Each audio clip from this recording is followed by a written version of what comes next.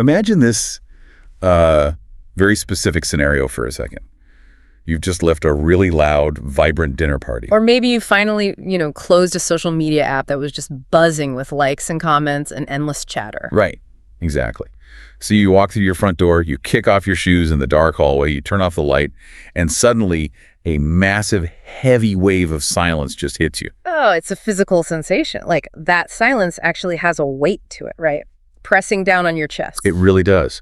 But why does that silence feel like an empty, echoing void rather than, a relaxing release? Yeah. When you're finally home, you're finally done with the noise of the outside world, but instead of exhaling, you tense up. You feel this bizarre panic. Well, we are dealing with a modern emotional paradox here. Exactly. And welcome to today's Deep Dive. I'm your host, and today we're exploring a profound concept we're calling the comfort of solitude. And I'm thrilled to be here to unpack this with you. We've pulled a really fascinating stack of linguistic studies and behavioral psychology research for this session. And since this deep dive is specifically tailored for you as a language learner and a curious thinker, we're going to keep the pace comfortable. Right. Our mission today is to unpack the psychological difference between loneliness and solitude and learn the exact English vocabulary needed to express these deep emotional states clearly. Because the research shows that until you understand the biological reasons why that silence scares you, you can't learn how to actually use it. So true. Mm-hmm. We are going to extract the vocabulary you need to validate your own need for rest. So let's start with that immediate aftermath of socializing, right when you stand in that hallway. Yeah, let's start there. One of the psychological papers in our stack uses a phrase that totally rewired how I think about this. They called it the social hangover. I love that term. It's a brilliant term because it grounds an emotional state in a biological reality. Right. To understand the social hangover, we have to look at how the human brain processes social stimuli. From an evolutionary standpoint, our nervous systems are wired to constantly monitor our social standing. Because historically, being separated from the tribe meant physical danger. Exactly. So when you are in a crowded room, even if you are just making small talk, your prefrontal cortex and your amygdala are basically working overtime. They're essentially running this high-end background simulation. Yes. Your brain is reading micro-expressions, monitoring your posture, filtering out background noise, and constantly calculating what the other person expects you to say. And the brain is a highly energy-dependent organ. Running that social simulation burns an immense amount of cognitive glucose. Wow. When you force yourself into social circles where you have to, fake a smile or suppress your actual personality, your brain is working twice as hard. Which leads to a crash. Yes. The result is what behavioral psychologists call social exhaustion. Social exhaustion. Okay. So when you get home and you feel that tightness in your chest, that isn't a lack of friends. That is a literal energy depletion. It is a total system crash. But because modern culture basically stigmatizes being alone, we misinterpret that biological crash. Right. Culture tricks you into thinking that a lack of social activity on a Friday night means you're a failure. Precisely. So you stand in the dark, you feel exhausted, and your brain mislabels that feeling as being lonely. And this is where the linguistic studies in our stack become so crucial for you to understand. Having the precise vocabulary gives you power over the emotion. It really does. If you look at the English word lonely, it specifically describes a painful condition. It is a word rooted entirely in distress and a lack of companionship. It implies a deficit. And the same goes for the word void. The void. Yeah. When we talk about feeling a void in that dark hallway, we aren't just talking about a quiet room. Emotionally, a void acts like a black hole in the mind that actively consumes your remaining energy. It's the feeling of disconnect. And I actually want to pause on that word disconnect. The research highlights this as a mechanical failure, not just a feeling. It is the state of being completely out of touch with your surroundings, or, more importantly, out of touch with yourself. You were physically present at that party, but emotionally, the signal was lost. Which leads to a very common phenomenon. It's why people can confidently say, I feel lonely, even in a crowded room. Yes. The presence of physical bodies does not cure the feeling of being disconnected from yourself. That phrase, I feel lonely even in a crowded room, that is a vital piece of English vocabulary to keep in your back pocket. It perfectly articulates the difference between physical isolation and emotional isolation. Definitely. Another phrase you can use to describe this specific drain is, socializing tonight has completely drained my battery. Ooh, I actually want to dig into that battery metaphor, but let's make it more accurate to the cognitive load we just talked about. Go ahead. Think of your social energy like your smartphone constantly searching for a signal in a dead zone. Oh, that's good. Right. Right. When you are forcing superficial interactions, it's like leaving your phone's Wi-Fi and Bluetooth on while you drive through a desert. Your phone is desperately pinging every invisible tower, trying to find a connection that isn't there. It doesn't matter that you aren't actively using the screen. That invisible searching drains the battery to zero. That captures the mechanics of social exhaustion perfectly. The fake smiles and forced small talk, those are those background pings. But, okay, if forcing ourselves to socialize drains the battery, why does the act of recharging feel so terrifying? Yeah. I mean, when I plug my phone into the wall, it's sitting alone on a desk, but it's getting stronger. When I am alone in my apartment, why does it feel like I am unplugged and dying? That is the big question, and it requires a total cognitive reframing. We need to move from a mindset of scarcity to a mindset of abundance. Okay. The linguistic research we reviewed draws a strict, definitive line between the word lonely and the word solitude. They sound completely different. I mean, solitude feels intentional. Because it is. While loneliness is a painful deficit, like a feeling that you just don't have enough, solitude is a rich, abundant state of engagement with yourself. Oh, I like that. Psychology teaches us that true solitude is the active cultivation of self-sufficiency. Let's unpack self-sufficiency. In a psychological context, we aren't talking about knowing how to change a car tire or, paying your own bills. No, not at all. We are talking about emotional independence. It means your internal system is robust enough to sustain your self-worth. You stop begging the outside world for external validation, for likes, for party invites, for text messages, and you pull all that energy back into your own center. Exactly. And building that self-sufficiency requires running your daily experiences through what we can call a solitude filter. The solitude filter, how does that work? Think about a Friday night where your phone just hasn't rung. You have absolutely zero plans. A scarcity mindset, driven by that fear of isolation, immediately panics. It says, I'm worthless, nobody likes me, I've been abandoned. But if we apply the solitude filter, the narrative completely flips. Instead of seeing an empty calendar as a rejection, you reframe it by telling yourself, the world is letting me off the hook tonight. These hours are entirely mine. You transform the lack of incoming messages into a gift of unclaimed time. You don't owe anyone a performance. And that concept of performance is actually the biggest barrier to enjoying solitude, especially in public. Oh, for sure. Take the classic example of eating alone in a restaurant or sitting in a movie theater by yourself. The scarcity mindset tells you everyone is staring at me. They assume I have no friends. They pity me. Okay, I have to push back hard on this one, though. Sure. It's easy to say just reframe it in a quiet studio. Yeah. But when you are actually sitting alone in a bustling, crowded restaurant, you feel hyper-visible. You do. Your brain is screaming that every couple at the next table is judging you. How do you practically ignore that very visceral feeling of being watched and actually achieve this intimacy with oneself? That's a great point. We have to look at the sociology of human interaction here.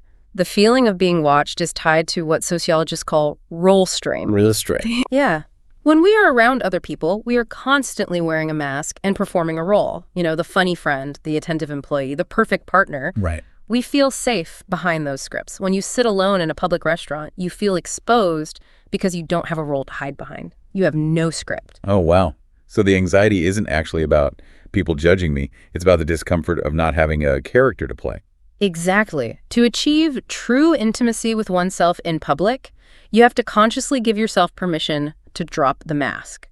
You have to realize that the spotlight effect, which is the cognitive bias that makes you think everyone is noticing you, is a biological illusion. Everyone else is too busy worrying about their own performances to care about yours. You have to remind yourself, I am not here to perform for the room. I am just a human being experiencing a meal. You drop the script. Yeah. And when you drop the script, you stop feeling pitied, and you realize you are on a deep date with the universe's most interesting soul, yourself. I love that phrase. It completely changes the atmospheric pressure of the situation. It really does. It also changes how you handle small pockets of free time. When you suddenly have a free hour, the old scarcity mindset panics at the silence and starts doom scrolling social media just to fill the quiet. Because the brain prefers the exhaustion of the digital crowd over the intimidation of the blank space. Right. But the solitude reframe requires you to tell yourself, I allow blank space. You stop treating silence as an enemy to be killed with scrolling, and you start treating it as an environment where you can finally hear your own internal baseline. You're no longer running from the void. You are choosing to recharge. Yes. And when we use the English word recharge, we aren't just talking about taking a nap. We are talking about actively restoring your spiritual and emotional energy. Exactly. So how do we lock in this abundance mindset? Here are two powerful English phrases from our sources that you can practice saying out loud to literally rewire your cognitive loops. First, solitude is the glory of being alone. It elevates the state. It turns being alone into an achievement, a quiet triumph rather than a social failure. And the second phrase, I am falling in love with my own soul tonight. That is so powerful. Imagine saying that to yourself instead of instinctively opening a social media app. It forces you to treat your own mind with the same curiosity and affection you would offer a new partner. So we have established the philosophy. We know why the brain fears the silence and how to conceptually reframe it. But the real challenge is implementation. Right. Theory is great. But what happens tonight? When you are lying in bed, staring at the ceiling, feeling that tightness in your chest, how do you actually cross the bridge from being lonely to being in solitude? You need behavioral conditioning. You need a practical physical ritual to signal to your nervous system that it is safe to power down the social simulation. Okay, let's set the scene for you. Imagine you are in your bedroom tonight. It's dark. Maybe you can hear the faint, soothing sound of crickets outside your window. You put on a very slow, heavy, 40 beats per minute lo-fi track in the background. The environment is completely controlled. In that space, we are going to walk you through a 3-step bedtime ritual based on somatic regulation. Okay, step 1. Step 1 is shut out the echo. When you lie down, I want you to exhale deeply and visualize a physical barrier forming around your room. You are intentionally muting the daytime voices, the internet texts, the news, and every expectation anyone has of you. I don't picture this as just a magical shield. If we go back to the mechanics, I think of it like an airlock on a spacecraft. Oh, that's an interesting way to look at it. Yeah, you've been out in the high-pressure, chaotic environment of a party or a busy office all day. You can't just instantly rip off your spacesuit the second you get home. You would decompress too fast. Right. You need a transition chamber to slowly equalize the pressure. That is what this first step is. You lock the outer door, and you let the noise of the world hiss away until only the rhythm of your breathing remains. The airlock is a perfect analogy. And as that pressure equalizes, it brings us to a critical question. When you finally mute the world and the airlock seals, is it normal if the silence feels overwhelming? Like a heavy pressure in your ears? It has to be, right? Yeah. If you've been bombarded by stimuli all day, the sudden absence of it must send the nervous system into shock. It does. We are so addicted to social noise that the absence of it triggers a withdrawal response. Your brain is still searching for the signal. Wow. If it feels overwhelming, do not panic. It is just your nervous system adjusting, which makes step 2 absolutely vital. Hold your own hand. Hold your own hand. How does that actually work mechanically? Why does holding our own hand calm the brain down? It is somatic regulation. You literally place a hand heavily over your own chest or cross your arms and give your shoulders a gentle squeeze. Okay. Deep touch pressure stimulates the vagus nerve, which runs from your brain down to your abdomen.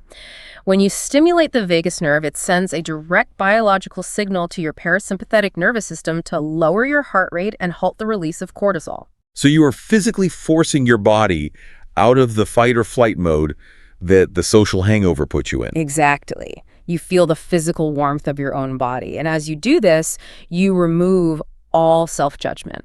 Whether you conquered the world today or barely managed to get out of bed, you internally say to yourself, thank you for being with me all day. Thank you for being with me all day. That is such a profound level of self-compassion. It really is. We thank our friends for showing up to a dinner party, but we almost never thank our own bodies for carrying us through a deeply stressful Tuesday. And by thanking yourself, you are actively rebuilding that intimacy with yourself. You are proving that you are a reliable partner to your own mind.